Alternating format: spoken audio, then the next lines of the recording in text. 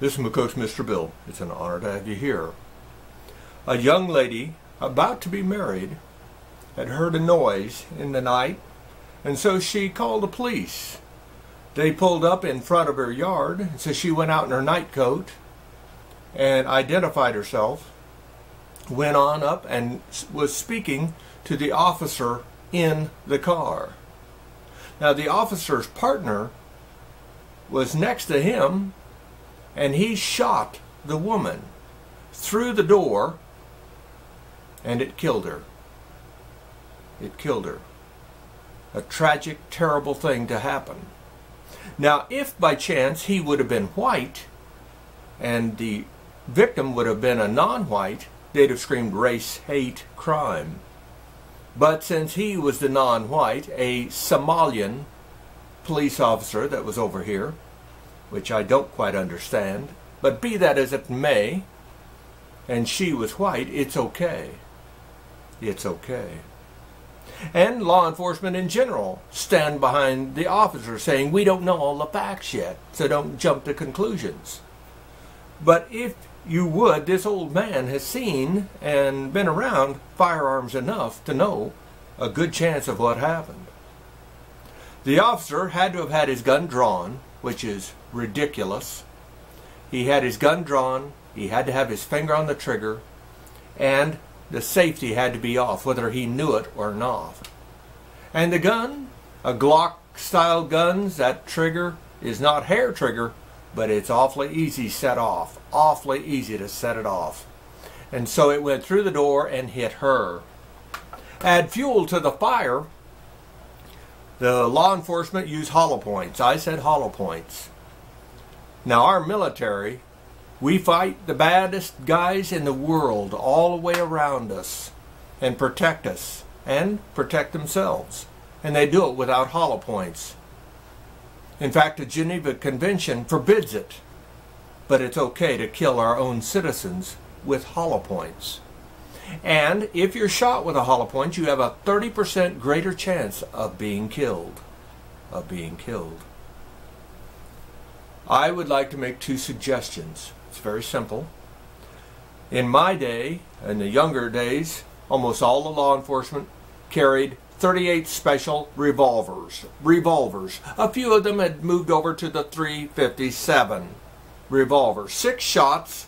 Again, to pull that trigger, to pull the trigger is a long, tedious pull.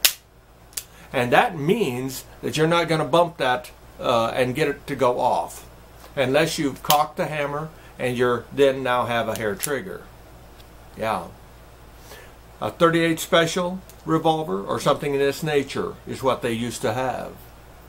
And it is still, in my opinion, the gun they should be carrying today. 6 rounds. 6 rounds. And if that won't do you, you're already in trouble. You're already in trouble. 6 rounds. But I would add fuel to the fire, though, because they have them now. They have revolvers that will shoot a .410 shotgun shell. A shotgun shell. A blast out there at 30 feet, it's a foot wide. A foot wide at 30 feet. That's enough to say that you're not going to miss. You aren't going to miss. And it has the knockdown power more than a .45 Colt long. Absolutely. And it's devastating to the body. Instead of 1 hole going in, there are probably 100 holes going into you. You bet. It just saturates you, and the force and concussion knocks you down. I have an uncle that was shot with a shotgun, and he was shot 50 yards away, and it knocked him down. Does that give you an indication of the power of a shotgun? And the revolvers can hold 5 shells instead of 6. But do you really need 6? Because each shell will stop a man. I've talked to law enforcement, I've talked to military, all through my life. And the one thing they always said, if they spoke of the shotgun, is they never saw anyone that ever needed to be shot a second time after they've shot with a shotgun. They didn't need that second round. So 5 shots with a revolver, shotgun revolver, means you hit 5 different people. It's just that simple. Some people say, well, rounds might go down range. But the law enforcement that empties their Glocks with 14 rounds down range don't seem to have a problem with that, and those rounds are dangerous out at a mile. A shotgun's pretty much done by the time it gets to 300 yards. 300 yards, absolutely. And even shorter on the smaller shot. So this is what I suggest.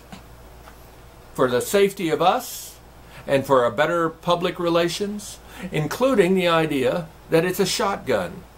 And that mentally tells anybody facing a shotgun that they're not going to miss, they're going to hit me. And that alone should stop a lot of violence. A lot of violence could be stopped with a simply revolver shotgun. This is McCook's Mr. Bill. Thanks for your time, and be careful out there.